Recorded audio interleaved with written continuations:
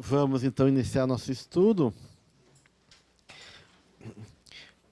Hoje, com o tema 8, Eros e Amor, e a referência bibliográfica é o capítulo 1, Amor e Eros, Desejo e Prazer, Sexo e Amor, do livro Amor, Imbatível Amor. Não sei se todos leram o capítulo, mas é um capítulo muito bonito, né? Bem poético e muito cativante e interessante, que a Joana nos apresenta, trazendo esses conceitos de eros e amor, sexo, amor, desejo, prazer, e também falando um pouquinho do casamento e do medo de amar. Começamos então pensando nesses conceitos, né, que são tão complexos e que na prática das nossas vidas relacionais elas se misturam de maneira muito que é difícil às vezes de avaliar, né? Porque as coisas são muito juntas, mas a gente sabe que são conceitos diferentes. Ela vai colocar Eros muito ligado à atração sexual, né? Então, ao instinto e ao desejo, onde esse instinto e o desejo está vinculado a esse apelo sexual. Mas a psicologia, né, ela, além de ter essa conotação sexual, ela também amplia um pouquinho essa noção e põe Eros no mundo dos desejos, da atração. Então, de uma maneira, Eros não só nos impulsiona a uma atração de cunho sexual, mas Eros nos impulsiona a qualquer tipo de atração mais ou menos inconsciente, né? Quando a gente é movido por Eros, geralmente a gente não tem consciência do que nos move, simplesmente a gente fica encantado, apaixonado, tocado, muito mobilizado, às vezes tem alguns desejos, né, que são violentos, né? Isso é uma coisa muito forte. Então, realmente, Eros está muito ligado ao apaixonamento, né? Ao se apaixonar por alguma coisa, por alguém, e assim por diante, né? Então, na mitologia grega, a Joana fala do Cupido ali, né? Que Cupido era representado por um menininho, geralmente de asas, que tinha um arco e flecha e ficava flechando as pessoas, e quando ele flechava as pessoas, ele despertava então essa paixão, né? Mas tem uma questão importante aí, que a mitologia nos ensina. Eros sozinho, ele não é nada, né? Porque não pode flechar o vento. Então, uma das questões que se colocam é que só existe esse amor, né, não no sentido do amor, como a gente entende, mas esse apelo erótico de Eros, se tiver um objeto que possa despertar o Eros. Então, Eros encarna sempre a partir de uma imagem. Então, desde que o mundo é mundo, Eros e Psique são forças que se atraem. Psique, né, representando a alma, mas que de uma maneira, acima de tudo, do ponto de vista psicológico, é ligado ao mundo das imagens. Então, alguma imagem, algum elemento aciona para que esse Deus possa se colocar em prática. Então, essa força de Eros, ela tem que ser despertada a partir de algum estímulo, né? Então, a gente diz que Eros é uma força de apelo, né? Então, alguém ou alguma coisa despertou em nós uma atração. Então, Eros é a força que nos impele em direção a alguma coisa. Então, isso seria Eros. Então, atração, né? E a gente pode ter atração por coisas bem diferentes, né? Eu tive um paciente que era extremamente obeso, e ele dizia, ele era homossexual, e ele dizia que tinha pessoas que tinham fetiche por pessoas obesas. Então, né, ele tinha assim, quanto mais gordo, mais apetite, interesse e atração despertava. Então, a gente sabe que nesse mundo dos fetiches, né, seja eles quais forem, né, fetiche por algum tipo de fantasia sexual. Por exemplo, tem pessoas que se excitam com uma mulher vestida de salto Luiz XV, né? Quanto mais salto, mas, né? E tem que botar saltos até para manter a ereção, né? O salto ajuda, né? Então, então a gente vê assim que esse mundo de Eros, né? Ele é chamado também o deus da perversão, né? E da perversão, porque ele perverte a lógica, no sentido de que ele quebra, né, a nossa racionalidade, a nossa lógica. A gente está ali naquele mundinho tranquilinho e, de repente, ele descontrói e nos leva para um mundo completamente diferente. Nesse sentido, também, ele é o deus da perversão. Né? Então, Eros é essa força de atração. E a gente vê que nesses fetiches, né, nesses elementos que despertam esse Eros, tem uma fantasia, que é essa imagem. Então, ela sempre vem provocado por uma imagem, mesmo que inconsciente. Uma imagem que a gente não consegue perceber do seu valor, da sua importância da maneira consciente. E por isso que ela é uma coisa irracional. Que a gente é tomado por ela, a gente não entende por quê. Porque às vezes até a nossa razão, a nossa lógica diz, não, jamais. Isso não, tudo menos isso. Né? E justamente aquilo, aquela coisa, né, a gente acaba se apaixonando e às vezes até nos colocando em risco de vida até, né? Porque Eros nos faz agir de maneira realmente inconsequente. Então a gente tem esse Eros, e quando a gente fala em imagem, a gente está falando aqui, ó, nesse mundo aqui, da ânima, da alma.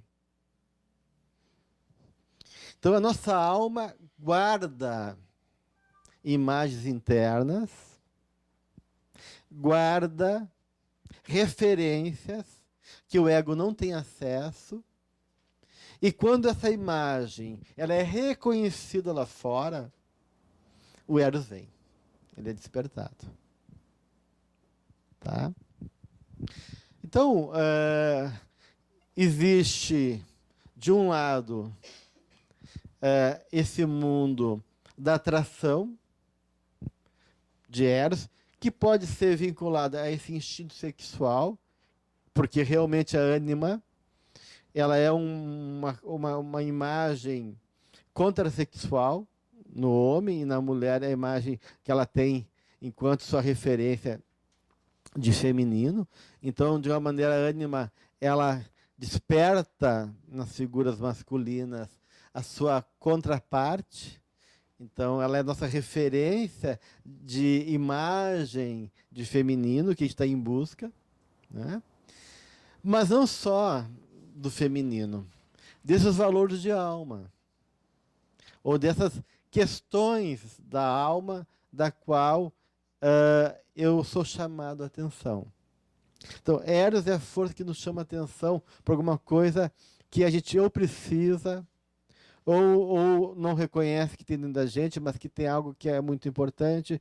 Ou seja, Eros nos aproxima e nos leva forçosamente a reconhecer que tem alguma coisa lá que por algum motivo me mobilizou, tem valor para mim. mesmo que seja minha sombra. Porque a sombra também fascina. Né? Então nós temos uma dimensão do Eros que a Joana coloca, vamos pegar aqui no livro, que é essa dimensão mais sexual do Eros.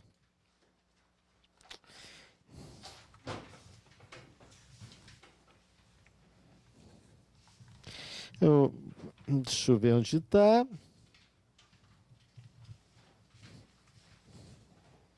Eros. A libido, né?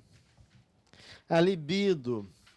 Então, a libido, ela fala que o Eros tem a ver com a libido. Essa libido é essa energia de Eros, erótica, né?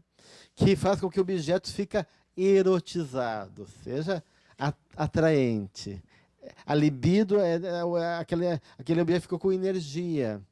Né? E essa, claro que no mundo junguiano, essa libido, ela não é, quando a gente fala num corpo erótico, um corpo com Eros, a gente não fala necessariamente que é um corpo de cunho sexual, mas sim de um corpo revestido de psiquismo e emoção. Então, do ponto de vista da psicologia junguiana, esse Eros é uma visão mais ampla, ou seja, um corpo simbólico. Se o meu corpo está erotizado, ele ganha sentido, valor emocional, psíquico, ou seja, simbólico, não é só concreto. Então, o Eros reveste com essa libido, tornando aquela realidade uma realidade que é carregada de emoções e de qualidades. Então ela diz aqui, a libido sobre seus impulsos. Então ela diz que a libido é resultado de vários impulsos. Não de um impulso só. Como força criadora, olha só.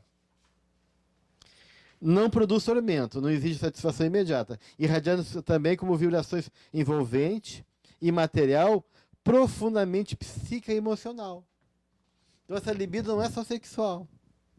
Ela diz respeito a todo o impulso que move a nossa natureza e que reveste as coisas de vibrações. Então não é negativo sempre. Não. Agora, quando essa libido, né, ela está ligado à natureza mais concreta, mais física, daí ela acaba se tornando, né, mais sexual no sentido lato sensu da palavra, né?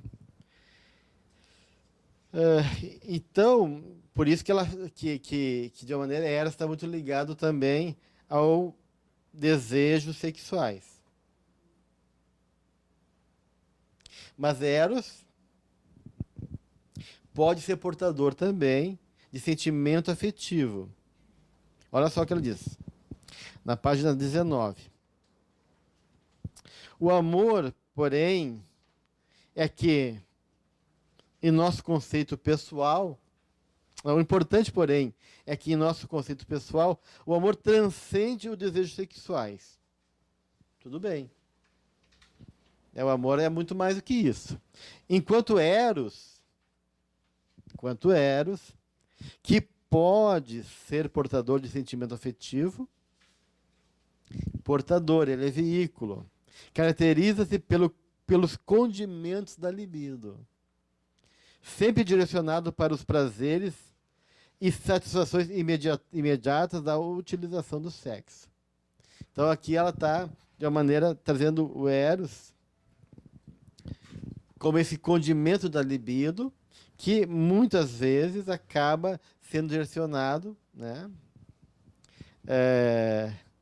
por esse vínculo e apelo sexual. E aí ela vai dizer que enquanto o amor é permanente, o Eros é transitório. O Eros é transitório mesmo. Né? Ele tem essa. Apesar que esse transitório pode durar a vida inteira. Porque paixão, em psicologia, é sentimento de longa duração, de forte intensidade, com tendência a fugir da realidade. Esse é o conceito de paixão, sentimento de longa duração, mesmo ele sendo transitório, né, de longa duração, de forte intensidade, com tendência a fugir da realidade. Tá? Essa seria a noção de paixão. Então a paixão nos tira realmente do chão. Né? E tem gente que pode passar uma vida inteira apaixonado, preso àquele objeto. A pessoa já desencarnou, já reencarnou, já foi para outro planeta, e a pessoa está ali ainda, muitas vezes apaixonada. Então, mesmo ela sendo transitória, ela é um apelo magnético, envolvente, que acaba muitas vezes nos aprisionando por muito tempo. A paixão. Todos nós já fomos apaixonados, né, gente? E sabemos o quanto isso é violento, né?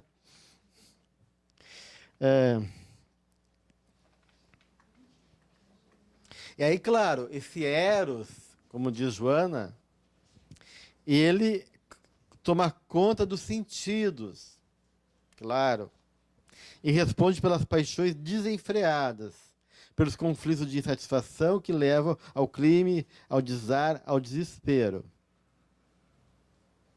Tendo por objetivo imediato o inadiável, o atendimento dos desejos mentais do desequilíbrio sexual é responsável pela alucinação que predomina nos grupos sociais do desalinho.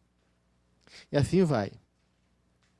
Então, esse abrasamento, que pode ser tanto de enlouquecido, como pode ser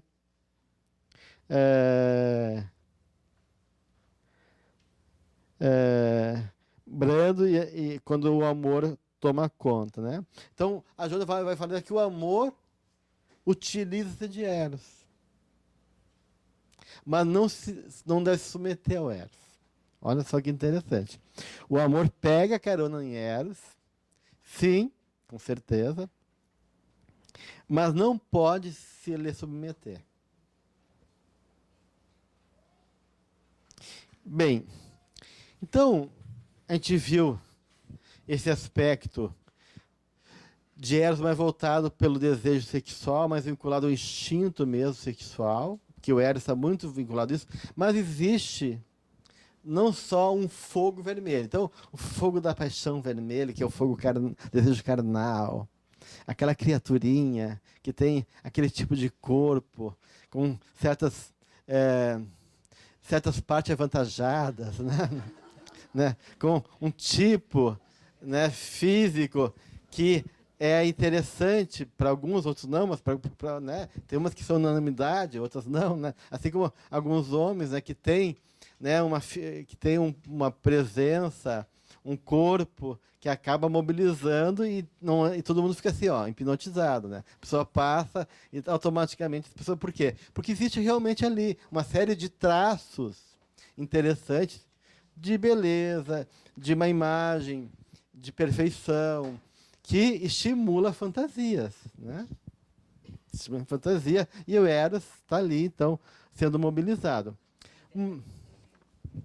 Sim, agora a gente fala em outro tipo de fogo. A Tarai, sim. A Von Franz e Jung vão falar de 4 tipos de movimento de Eros. O concreto, o do logos, né, ou da beleza, da estética, o sexual concreto, o da estética, da beleza, o do logos, do conhecimento, da inteligência, e do espiritual. Então, de uma maneira, esse Eros ele pode mover a partir de forças que pode ser desde do nível mais concreto, da coisa bem assim carnal, bem até no nível espiritual. E aí nós temos então um fogo vermelho, que o fogo vermelho ele é um fogo que é consumido pelo carbono, porque o fogo mais puro e mais violento é azul, a chama azul, né? A chama azul quando o gás começa a ficar sujo, começa a aparecer a chama vermelha, porque o gás está sujo de componentes orgânicos, né, de elementos, né? Então, o fogo violento, diz que o hidrogênio tem um fogo mais violento ainda e é invisível. Então, você tem 3 cores de fogo. O vermelho, que está aqui embaixo, o azul e o invisível. E que é muito perigoso quando tem na refinaria ali de Triunfo? É, por exemplo, quando eles têm, então, o fogo é por hidrogênio, tem que avisar, porque as pessoas não veem e é uma queimadura violenta, que é o pior fogo que existe é esse. Mas o fogo azul, existe um fogo que é azul, que não é vermelho, né? Por isso que se diz que é o fogo da, do mundo azul, que é o mundo da pornografia. Na cultura, a gente diz que a literatura azul, o filme azul, são a literatura e os filmes pornográficos. Tá? Chama de literatura azul. Né? É. É. E por que que se chama azul? Porque azul é uma cor de profundidade, uma cor de verticalidade. Quando a azul é muito escura, ela nos leva até uma condição meio depressiva, melancólica. A azul é uma cor que nos leva à melancolia, depressão, porque ele é muito perto do preto em algum sentido, porque ele é uma cor de profundidade. O azul do céu com o azul do mar representa essa verticalidade das profundezas. Tanto é que, em algumas teorias das cores, se quiser profundidade no quadro, tu usa mais o azul do que o preto. E tem uma coisa que o azul na arquitetura, ele puxa a luz, né? Quando você quer iluminar o ambiente, tu também põe alguma coisa de azul que isso ajuda Então o azul é uma cor interessante, né? Em função disso. E o azul é a cor da imaginação. É a cor também do sentimento religioso, né? Enquanto que o rosa é o sentimento caritativo. Então, o amor do azul é contemplativo, é espiritual, é religioso, é imaginativo.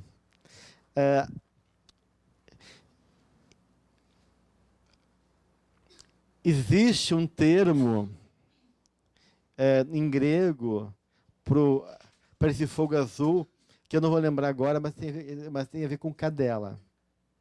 Cadela que fica cheirando, o focinho voltado para baixo, né? E, de uma maneira, abanando o rabo. Né? Então, esse é a energia do azul, quando ele fala de um fogo. Porque, se a gente for ver assim, gente, cá para nós, né? E a pornografia alimenta a maior de porcentagem da internet, né? A grande porcentagem da internet é voltado para pornografia, né? E se a gente for ver mesmo, assim, deixando de lado o apelo, né, erótico, né?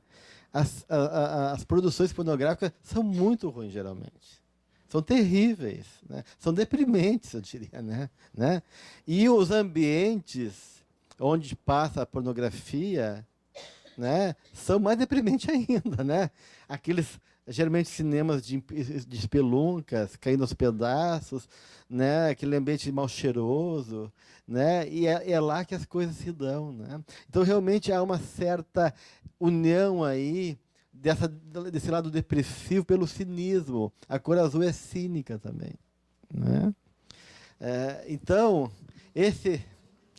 isso para dizer que o amor, o fogo azul, que é um azul que é espiritual, que te leva para as alturas, para o mundo espiritual, contemplativo, também te leva para as profundezas da expressão e daquele mundo obscuro, decadente da nossa alma. Porque a pessoa tomada pela pornografia, ela não deseja o sexo.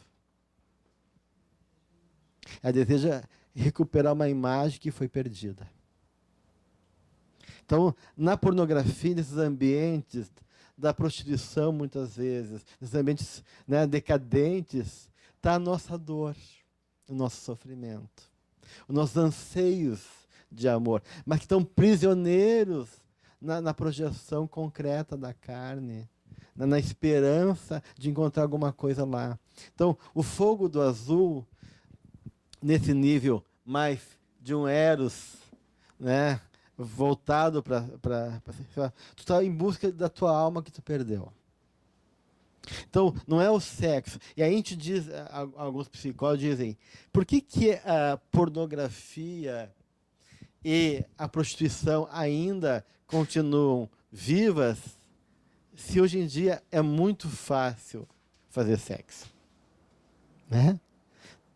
Tem aplicativo de tudo que é tipo, para tudo que é tipo de tribo, aonde num toque, tu sabe quantas pessoas querem ter contato sexual naquele momento. Né? Tu pode escolher, tem um menu. Né? É fácil hoje em dia. Sexo não é uma coisa complicada. Complicada é falar quanto que se ganha. Né? É lidar com dinheiro. Mas sexo não é mais complicado. A complicação hoje está na questão econômica. Né? Então, por que se o sexo é tão fácil e tão banal, né? Por que a prostituição continua em voga? Porque as mulheres que se prostituem não vendem sexo. Elas vendem uma fantasia. Nem que tu queira chorar no colo de uma prostituta velha e gorda, mamar nos seus seios e contar a sua história triste, e chorar lá quando está com ela. Porque se você pudesse ouvir o relato de uma pessoa que trabalha nesse mundo, vocês vão ver as coisas mais incríveis e inimagináveis. E às vezes é muito mais história de drama e de dor do que de sexo. Né? Então, esse é o fogo azul, que está preso aqui. Né? Na literatura B de blue, B de azul. Então, a cor azul, que é uma cor também melancólica da música blue. Na Alemanha, blue é estar azul e estar bêbado. Aqui no Brasil tem uma coisa mais positiva, estar azul e estar numa boa, leve, solto. Né? Então, né, cada um com o seu azul. Né? Mas o fato é que, né, esse azul, esse eros, se mistura daí com a ânima. Então, por isso que eu quero só dizer com isso, que nem sempre o eros está vinculado ao anseio físico. É uma força ardente de desejo, de atração a alguma coisa. Mas o que move não é tanto o desejo por uma carne, por um corpo bonito, por uma pessoa que é erotizada, que ela emana sexo. Tem gente que emana sexo pelos olhos, né? Sex appeal, né? Que tem aquela mulher que poderosa, aquele homem que... Né? Não é só isso. Né? Esse eros, ele se move também por força da alma que quer encontrar seu lugar e estão desesperados, estão desconectados de si mesmo. E por isso que esse fogo da pornografia, seja em filmes, seja dos ambientes, ele é muito depressivo, ele é muito triste, ele é muito denso, ele é muito profundo, de muita dor junto. Né? Porque se mistura esses anseios de alma. Né? E muitas vezes a gente se apaixona justamente por isso aqui. E não por um eros que está ligado à questão sexual. A gente se apaixona por uma imagem que eu necessito. Então, a força da ânima te leva também a apaixonamentos terríveis. Né? E aí eu me apaixono por aquilo que eu preciso, ou aquilo que eu não reconheço em mim. Né? Então, de uma maneira, o apaixonamento pode ter a ver com uma atração por um aspecto inconsciente que está sendo negligenciado por mim, mas de alguma maneira aquilo precisa ser reconhecido. Então a gente vê aquele clássico professor inglês de gravata borboleta, né? que óculos, que é um nerd que estuda lá, né, literatura na Universidade da Inglaterra e que se apaixona pela garçonete de seios fartos da cantina, né, da universidade. E fica totalmente tomado e paga mico e se envolve. Por quê? Porque, de repente, aquela força vital do sentimento, que muitas vezes está reprimido, porque geralmente é uma pessoa introvertida, não fala muito de si, tem dificuldade de se expor, é reconhecido naquela figura daquela menina, daquela moça exuberante, extrovertida, cheia de vida, e ele se apaixona por tudo aquilo. Né? Então, a gente vê que a força de Eros tem a ver então, com essa atração, esse impulso em direção a algo que, por algum motivo, me mobiliza. Não necessariamente só sexual. Mas, claro, como eu anseio por aquilo, como é muito importante, o meu desejo acaba sendo muito concreto e sexualizado daí também. Né? Então, isso pode acontecer. Já o amor,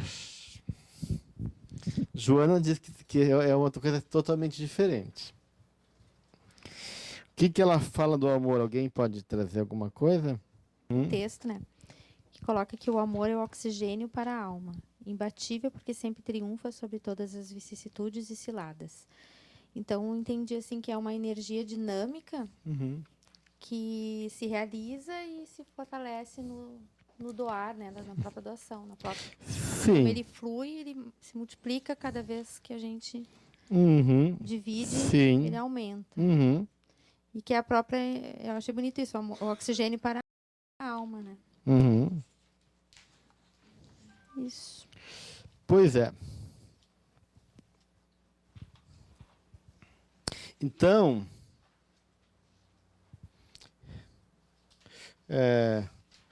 só que tem uma coisa que eu vou complicar, então.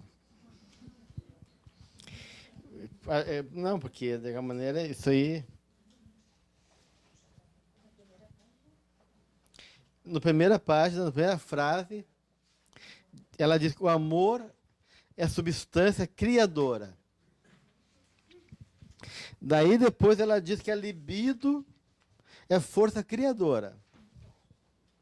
Depois ela diz, em algum momento aqui, não sei se vou achar, que o sexo também é força criadora, né? Bem, então que diabos é isso? Que tudo é força criadora. A libido, o amor e o sexo, né? Que ela diz, valioso veículo para se perpetuar a espécie, de que se faz o mais importante componente é a força dinâmica indispensável para que a vida se alongue. Etapa ditosa e plena. Então, de uma maneira, a gente pode pensar que, a partir desse instinto reprodutor,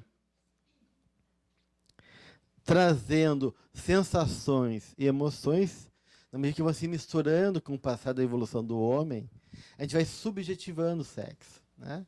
E o sexo passa a não ser apenas um impulso instintivo puro, né? Movido pela necessidade de procriação, porque os animais geralmente vão procriar quando a fêmea está no cio, né? Mas, na medida que isso avança, esse sexo ele fica subjetivado com o quê? Com sensações. Sensações trazem experiências agradáveis e desagradáveis, marcando a nossa memória, marcando a nossa vida interna. Traz também emoções. Né? Tanto isso é tão verdade, que tem gente que tem prazer com a dor. Né? Então, olha só onde a gente chega.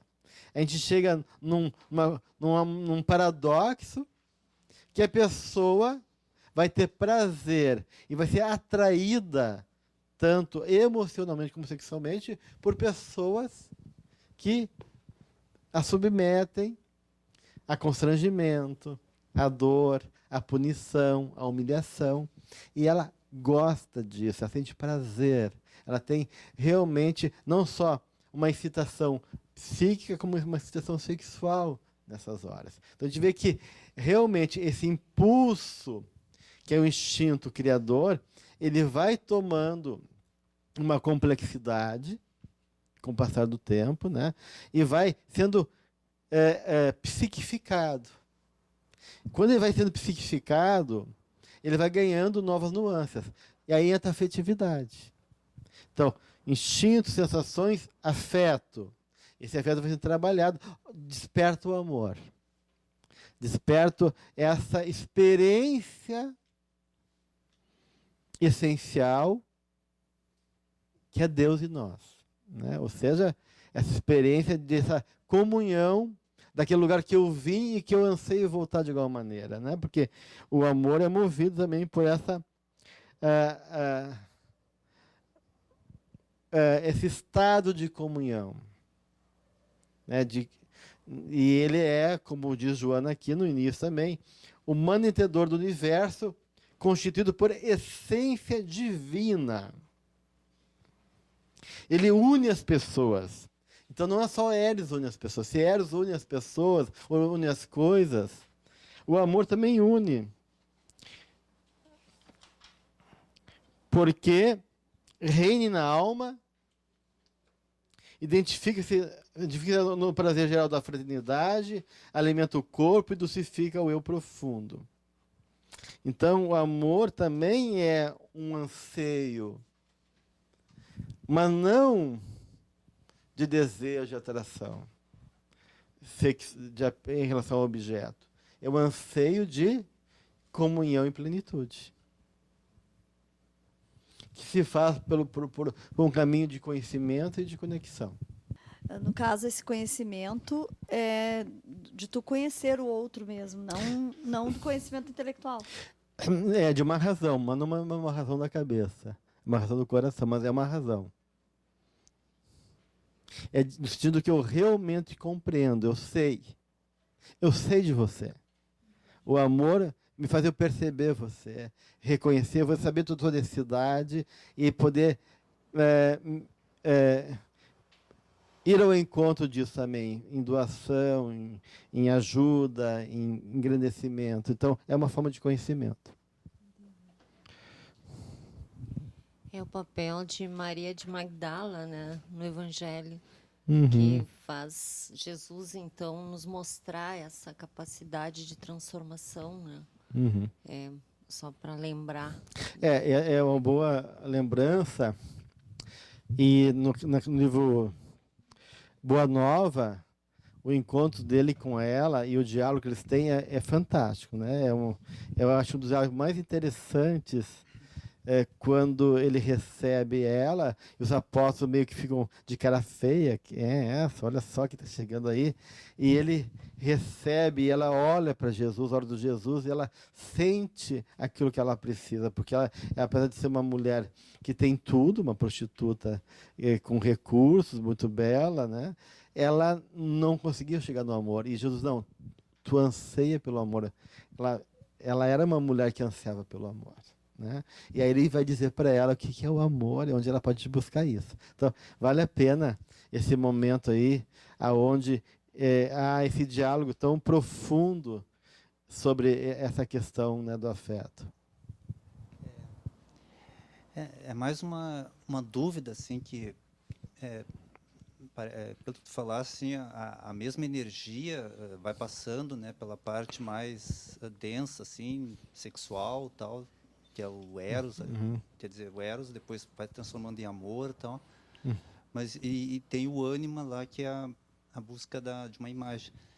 Mas eu tenho curiosidade, que eu já li uma vez, assim, que a ânima é tão importante, a ânima, assim, que dizia, acho que foi no Mapa da Alma lá, que a ânima é a porta, é o caminho para a gente chegar no self, né? Sim, para a visão junguiana clássica, tanto o ânimos como a ânima são psicopompos. São guias da alma para chegar no self. Porque a ânima e o ânimos, eles te põem em contato com aquilo que é mais profundo do tua alma, te levando ao inconsciente coletivo. E aí, fazendo uma ponte para o self. E isso é o perigo da ânima, porque a ânima, a paixão pela ânima, desumaniza as relações. E aí é uma diferença entre eros, sentimento, e ânima.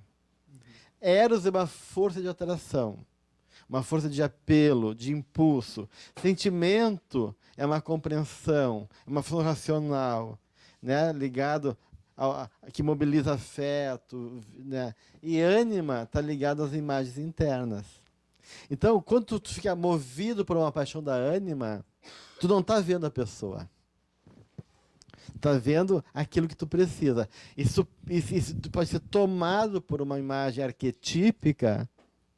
E quanto mais tu é tomado por uma imagem arquetípica, mais tu desumaniza. Então, tanto Eros como a ânima tende a desumanizar as relações. E o sentimento humaniza.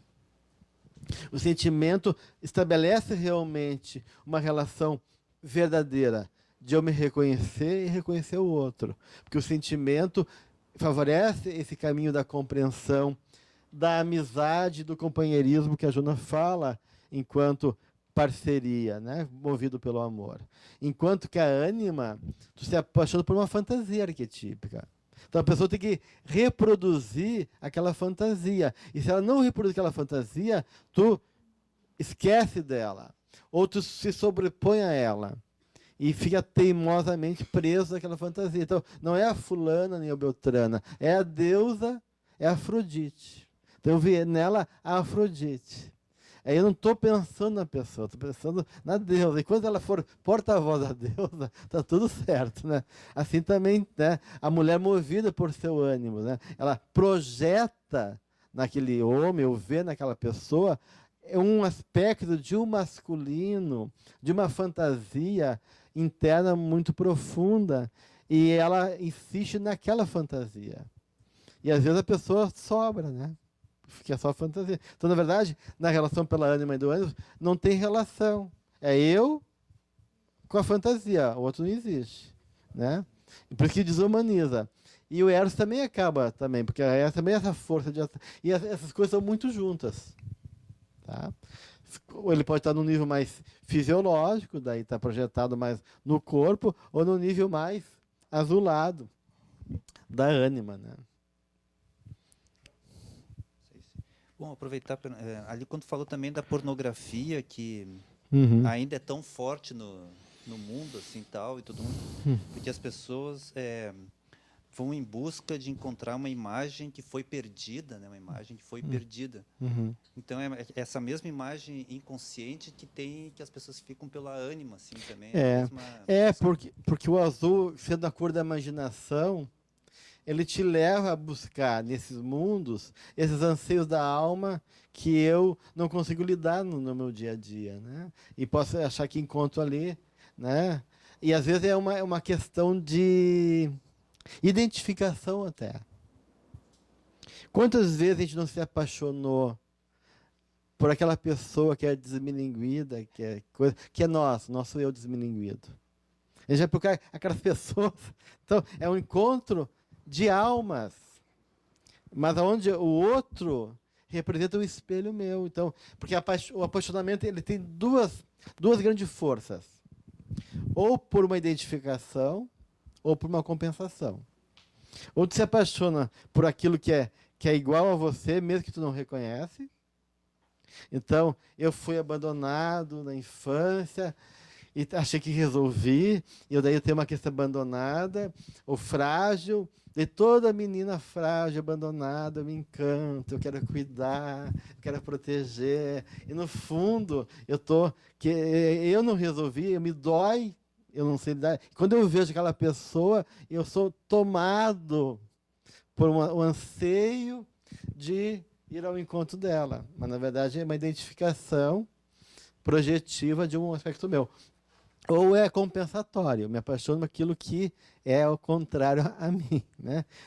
Geralmente as paixões têm de ter esses dois aspectos. Ou é uma pessoa diferente, que vem compensar ou vem complementar, ou ser um polo oposto, ou é uma identificação de alguma coisa minha que, da qual eu estou preso lá inconscientemente, e aí eu me sinto atraído, com uma forma de eu ter que olhar para aquilo, de ter que trabalhar aquela questão, de ter que me ocupar com aquele conteúdo da qual eu não consigo reconhecer de maneira mais honesta e verdadeira. Né?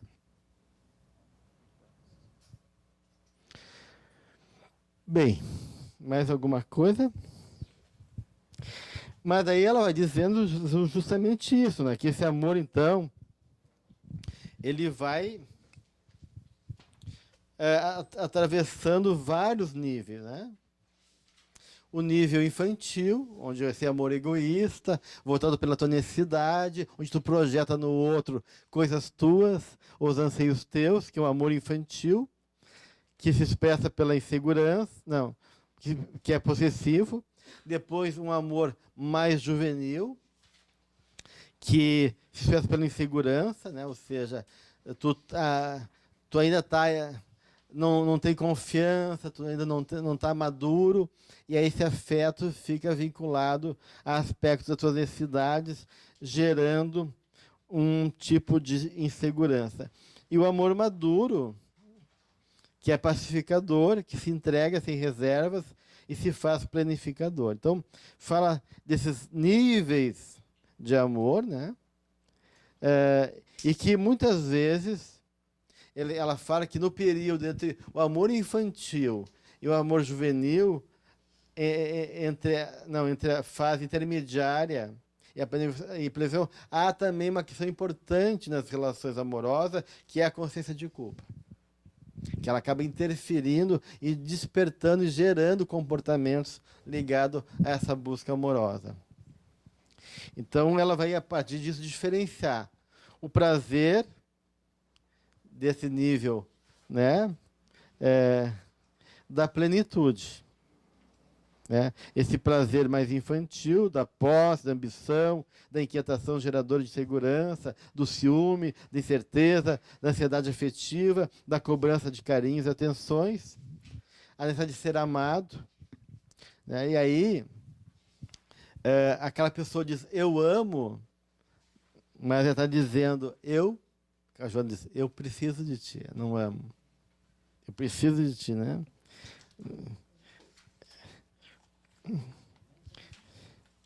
Ou na página 28, quer dizer. Quando se é carente, essa necessidade torna-se tormentosa, deixando de expressar o amor real para tornar-se desejo de prazer imediato, consumidor. Eis porque, muitas vezes, quando alguém diz com aflição, eu amo, está tentando dizer, eu necessito de você. Isso não é amor. Que são sentimentos muito diferentes. O amor condicional, dependente, emana uma pessoa a outra, em vez de libertá-la. Então, as grandes relações nossas são relações de dependência, de constrangimento, de exigência, e não de amor, condicionado às nossas carências afetivas. Já só queria, se pudesse voltar um pouquinho naquele parágrafo lá da questão da consciência de culpa, dessa transição, falar um pouquinho mais. Esse período que passa da fase intermediária para a planificação, porque como é que funciona? Essa consciência de culpa gera uma série de complicações, no sentido de tu não se amar, não se perdoar e não se permitir ser amado. Então, nisso acaba gerando uma série de comportamentos nas relações que acabam sendo movimentos de conflitos do afeto, porque tu não está conseguindo lidar com o teu afeto, não tá com a dor que você... Então, essa culpa acaba minando entre o não merecer ser amado e a exigência de ser amado pela tua carência. Tu fica daí nessa dinâmica. Mas ela coloca isso como uma fase se passa para tudo passa, menos o amor. Eu pergunto assim, que é uma fase que acaba sendo necessária ou quase sempre ocorre, é isso que ela sim, é uma fase, né? Nesse processo de amadurecimento, né? Tem uma fase onde nós despertamos mas não estamos apaziguados conosco mesmo, né? E isso gera culpa. E isso acaba interferindo nas nossas relações, né? E ela diz também daí que quando diz eu amo, na verdade existe uma exigência interna. Você me deve amor. Então tem muitas pessoas que se doam não porque amam realmente, mas se doam para poder controlar e no fundo elas, do ponto de vista do ego, elas se adaptam ao outro, mas do ponto de vista inconsciente elas querem impor que o outro a deseje e a ame de maneira absoluta. E se a pessoa não responde isso, eu saio do amor para o ódio rapidinho. Onde foi todo aquele amor, né? Então alguma coisa estava errado, né? A pessoa, enquanto ela respondia à minha necessidade, tá tudo bem.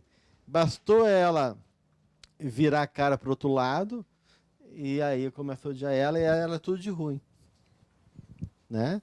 Então, de uma maneira, esse amor está movido por necessidades internas, até porque o ódio continua sendo essa necessidade frustrada, onde tu não tolera que o outro não corresponda a essa necessidade, e o ódio também então vincula tanto quanto o amor. O ódio é um vínculo extremamente poderoso, de apego, de dependência, né? Aonde, por tu não ter a pessoa, tu fantasia destruir ela, né? Então, mas o ódio a gente diz em psicologia, é um amor que enlouqueceu. Mas é amor. O amor enlouquecido. Amor não reconhecido, amor não...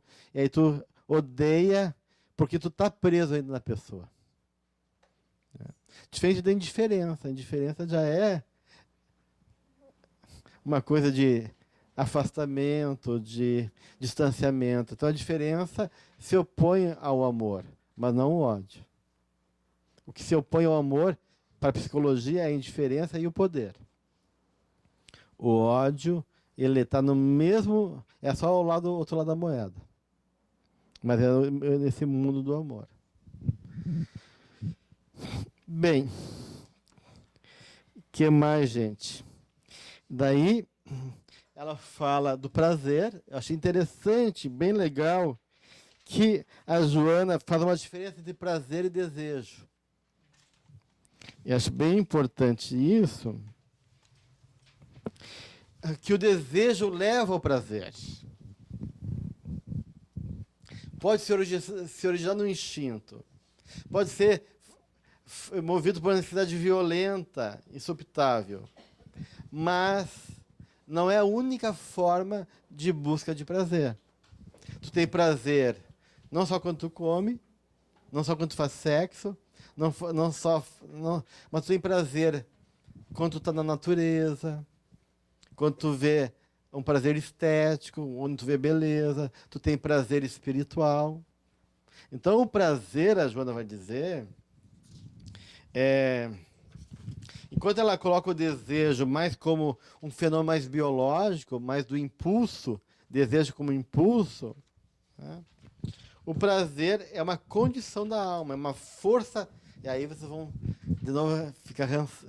O amor é força criadora, o libido é força criadora. Ela vai dizer o quê? Acentuamos, porém, que o prazer é uma força criadora. Mas que mulher! Complicando a minha vida. Predominantemente na página 23, em tudo e em todos. Responsável pela personalidade, mesmo pela esperança. Muitas vezes confundido com o desejo de tudo possuir. E assim vai. Então ela vai dizer na página anterior que o prazer se apresenta sob vários aspectos: orgânico, emocional, intelectual, espiritual, sendo ora físico, material, em outros momentos de natureza abstrata, estético, ou efêmero ou duradouro, mas que deve ser registrado fortemente no psiquismo, para que a existência humana expresse seu significado. Ou seja, é importante a gente ter prazer na vida. É fundamental Porque se a gente não tem prazer na vida, a gente não tem sentido de viver. Mas aí, o que dá prazer a cada um de nós, né? O macaco tem prazer com a banana. né? E nós temos prazer com o quê? Então, aí entra uma grande questão que é: onde está teu coração, está teu desejo. Então, teu tesouro. Então, o desejo, do ponto de vista não do desejo enquanto impulso fisiológico da Joana, mas o desejo enquanto busca de prazer, está ligado ao valor de alma. Então, o prazer reflete o teu prazer de alma, o teu valor de alma. Onde está teu valor? A minha fantasia de felicidade, né? A minha fantasia de felicidade, de prazer, de satisfação, está onde? Está em comprar um carro e sair enlouquecido aí? Ou está em ler um bom livro? Está em assistir o filme Allan Kardec? ou está em assistir um filme pornográfico? Então, onde está o teu prazer? Né? Então, o prazer está ligado aos teus anseios de alma. Aonde estão os teus valores de alma. E aí, claro, tem gente que vai ter prazer ouvindo uma música clássica, espiritual, e outros querem não vou dizer, né, para não ofender as pessoas que gostam da música, cada um tem o prazer onde quer, né? Então, o prazer varia para pessoa para pessoa. Tem gente que o prazer é espiritual, né? Já está num nível aonde o que alimenta a sua alma, que dá alegria, esperança, realização, porque o prazer dá sentido, significado, são coisas mais elevadas. Mas o prazer, ele move a nossa vida, gente.